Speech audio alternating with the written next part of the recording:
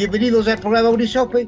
Antes que nada, les queríamos solicitar que se suscribieran, también recomendar a sus familiares, son temas interesantes, pues sí son en cierta manera cuestiones doctrinarias, cuestiones de un punto de vista científico y pedagógico, estos que estamos tratando últimamente con la doctora Samantha Gabriela López Guardiola, sobre derechos humanos, en este caso sobre las diversas sentencias en los que México ha sido parte y condenado por la Corte Interamericana de Derechos Humanos. Se necesitan más suscriptores para poder continuar con este canal. Vamos ahora a hablar sobre el caso sometido a esta Corte, Alvarado Espinosa y otros. Ya tenemos una tercera parte, lo hemos dividido para su mejor comprensión y tratar pues, de abarcar un poquito más. Vamos a continuar con esta plática referente a la desaparición forzada de Nitza Pablo Alvarado Espinosa, José Ángel Alvarado y Rocío Irene Alvarado Reyes, por parte de agentes estatales en el ejido de Benito Juárez, estado de Chihuahua, México, a partir del 29 de diciembre de 2029. A la fecha se desconoce el destino o paradero de estas tres presuntas víctimas desaparecidas. También se relaciona con la situación de impunidad en la que se encuentran las tres desapariciones, por lo que se habría determinado que la aplicación de la justicia militar al caso concreto podría resultar violatoria del derecho de contar con una autoridad competente, independiente e imparcial para la obtención de justicia. Este es el tema en general. Vamos a ir avanzando poco a poco, seguir avanzando poco a poco, y pues la escuchamos, doctora. Muchísimas gracias y bienvenida. Muchísimas gracias, doctor. Muy buenos días, tardes o noches a quien nos hace el favor de acompañarnos. Únicamente me gustaría comentar respecto del tema de del involucramiento de las Fuerzas Armadas en estos temas de seguridad pública o seguridad ciudadana. Me permito comentar que la Corte Interamericana de Derechos Humanos comentó y aclaró que en materia de tareas de seguridad, la participación de las Fuerzas Armadas debe ser extraordinaria, es decir, únicamente cuando sea verdaderamente necesario el apoyo por parte de los grupos de seguridad pública o seguridad ciudadana, de los cuerpos de seguridad pública o de seguridad ciudadana de los estados, municipios, para que el enfrentamiento específicamente contra grupos de delincuencia organizada, ahí es cuando debía o podía involucrarse, más bien podía, no debía, podía involucrarse a las Fuerzas Armadas. Es decir, que fuera justificada, que resultara excepcional, temporal y restringida su vinculación en este tema, no de manera normal como hoy lo vemos en la actualidad en nuestro país. También este involucramiento de las Fuerzas Armadas en materia de seguridad ciudadana o pública debía de ser subordinada y complementaria, es decir, tendría que seguir estando al cargo el secretario, ya sea de seguridad pública o ciudadana, ya sea municipal o estatal. No así la milicia. Tenía que estar regulada mediante mecanismos legales y protocolos sobre el uso de la fuerza y bajo los principios de excepcionalidad, proporcionalidad y absoluta necesidad, y fiscalizada por órganos civiles competentes, independientes y técnicamente capaces para fiscalizar este involucramiento de las Fuerzas Armadas. Aclarado ese punto, me gustaría pasar al siguiente punto que nos ocupa el día de hoy, que es el tema del desplazamiento forzado, también observado y analizado en esta sentencia por parte de la Corte Interamericana de Derechos Humanos. ¿Y qué es el desplazamiento forzado? Me gustaría aclarar a nuestro amable auditorio.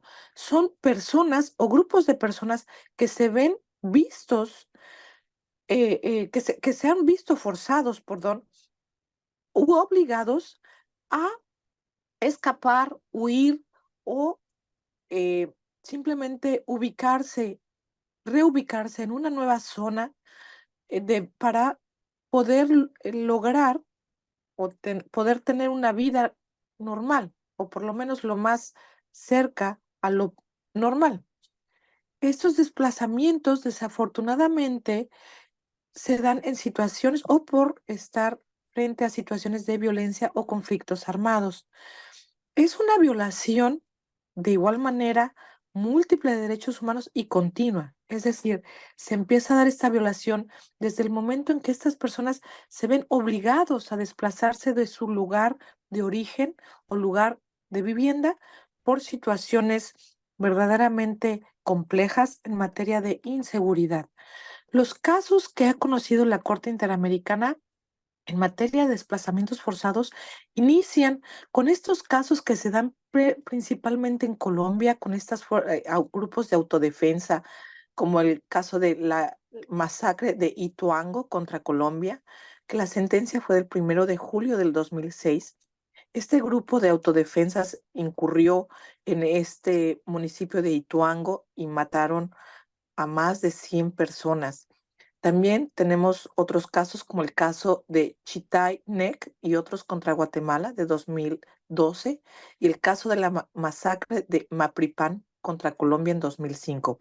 Es decir, desafortunadamente nuestra Latinoamérica tiene un gran número de casos en materia de desplazamientos forzados y existen numerosas sentencias que ha emitido la Corte Interamericana de Derechos Humanos. ¿Cuáles son los derechos violados en este tema de desplazamiento forzado? Primero que nada, es la afectación a la integridad personal. Es decir, cuando la persona se ve obligada a huir, a desplazarse a otro lugar, lo primero que ponemos en riesgo es su integridad personal, tanto individual como la de su familia. Provoca miedo, provoca angustia, provoca situación de estrés. Otro afectación, otro derecho es la afectación a la protección a la familia, es decir, fragmentación del núcleo familiar. Cuando algunas de las personas se tienen que desplazar y otros se quedan en el lugar de origen o lugar de residencia, eso fragmenta la familia.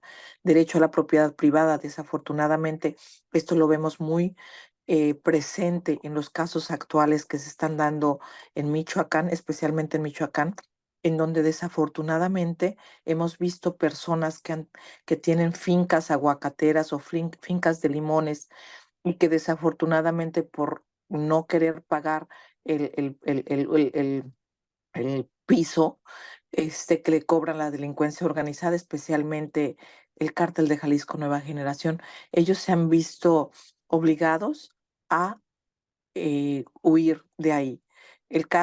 Hay un caso muy particular de una mujer que era dueña de una finca aguacatera y que le secuestraron a su esposo y le pidieron el pago del piso. Y por no acceder a estos temas, le mataron a sus padres y a sus hijos. La pobre mujer tuvo que huir de su lugar de residencia. Otro derecho que también afecta son alteraciones básicas en el modo de y las condiciones de existencia o de vida. Por supuesto, y desafortunadamente, mujeres, niñas y personas de la tercera edad se ven doblemente afectadas y doblemente vulneradas cuando se trata de temas de desplazamiento forzado, porque las pone en una situación todavía más delicada al poder ser víctimas, ya sea de violación o ya sea de hostigamiento. También otro tema, otro derecho que se ve afectado es el derecho a la asociación y obviamente el derecho a la vida privada. ¿Qué provoca este tema de desplazamiento forzado? Pues provoca una crisis de inseguridad, toda vez que las personas desplazadas se convierten en un foco o recurso de reclutamiento para grupos paramilitares. ¿Cuáles son las repercusiones que vemos en estas personas víctimas de desplazamiento forzado? Pues primero, principalmente la pérdida de la tierra y de la vivienda, es decir, de la propiedad privada. Uno de los primeros derechos que se reconocen cuando se conforma el Estado moderno en el siglo XVIII. Después tenemos justamente la marginación porque estas personas que se ven obligadas a desplazarse o huir, pues obviamente lo hacen únicamente con lo que llevan puesto, no tienen ni acceso a dinero ni a sus bienes. Entonces, la forma en la que ellos van a vivir en su nueva localidad, pues es obviamente totalmente distinta al modo de vida que tenían en su lugar de origen o en donde residían.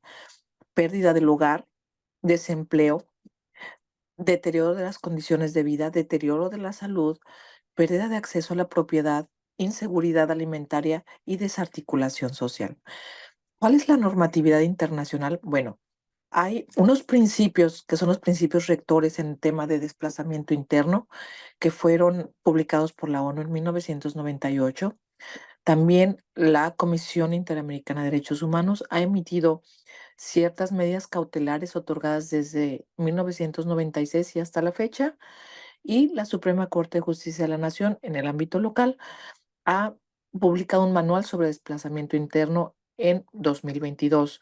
Desafortunadamente en México aún no tenemos ninguna legislación aplicable al tema. Y algo muy interesante y muy importante de comentar es que hay una convención de Kampala que fue publicada por la Unión Africana, y este es el primer tratado regional sobre personas desplazadas en África, pero aún en Latinoamérica y en particular en México no tenemos ningún instrumento en particular como ley, como normativa. Ahora, respecto de las cifras, ¿qué dicen las cifras? En 2020, a nivel mundial, 48 millones de personas han sido forzadas a desplazarse de sus lugares de origen o de residencia. En México, en 2021, según las cifras oficiales, 379,000 personas fueron desplazadas o tuvieron que ser forzadas a desplazarse de su lugar de origen o de residencia. ¿Cuáles son los principios generales que aplican a este tema? En particular, la igualdad y no discriminación. Es decir, todos tenemos derecho a ser tratados igualmente, a nuestro derecho de tránsito, nuestro derecho de residencia, ¿no? Y esos derechos respecto a las personas víctimas de desplazamiento forzado se ven obviamente también violados.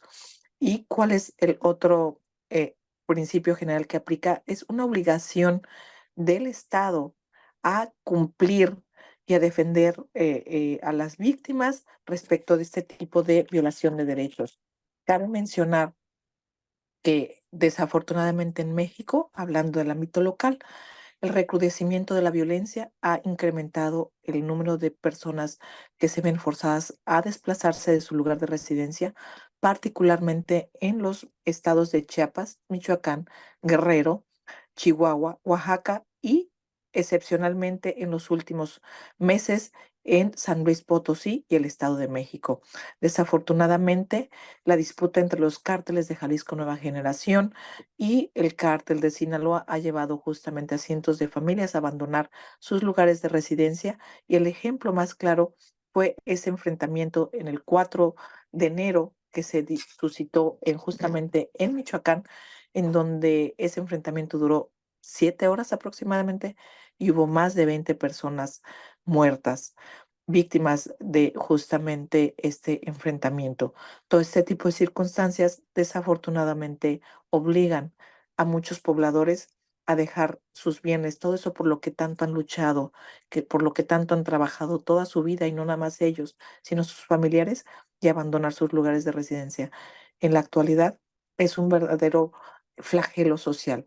Y respecto de este tema del desplazamiento forzado de los grupos familiares, la Corte Interamericana, respecto a la sentencia que nos ocupa, concluyó que el Estado no garantizó el derecho de circulación y residencia y el derecho de protección a la familia en perjuicio de los grupos familiares de estas personas víctimas de desaparición forzada, y quienes se vieron obligados a desplazarse con motivo de la desaparición forzada de sus familiares, así como sufrieron amenazas y hostigamientos y la muerte de sus familiares.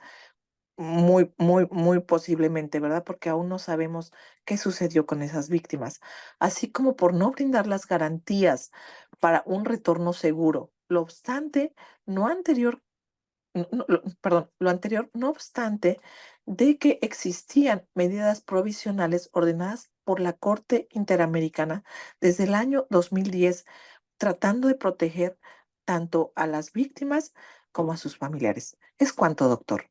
Doctora, muchísimas gracias y continuaremos la próxima semana si así lo tira bien. Dice que ahorita que Claro usted que sí. estaba comentando sobre lo de aguacate, ahorita me acordé de un artículo que hizo un maestro de allá de la Universidad de Michoacán, me parece que es la San Nicolás Hidalgo, Ujú, sobre el ujú. desplazamiento y la resistencia de las mujeres indígenas también frente a la industria del aguacate, en donde, bueno, también ha existido por ahí.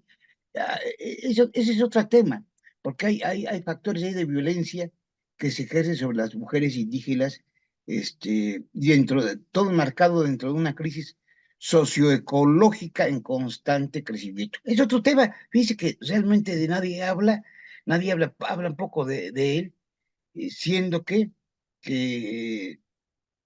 pues nos estamos acabando el agua, nos estamos acabando los recursos. Y bueno, este maestro, no sé si dije su nombre, es el maestro, el doctor Alberto Farías Ochoa, lo hizo por ahí de 2023. Ujú. Bueno, esto nada más comento que también creo que puede ser algún tema importante que lo tratemos en otra oportunidad. Con mucho gusto, doctor, claro que sí. Muchas gracias, doctor, y pues nos vemos entonces la próxima semana. Suscríbanse, por favor, denle ahí la manita y pues estamos a sus órdenes. Hasta luego. Hasta luego, Gracias.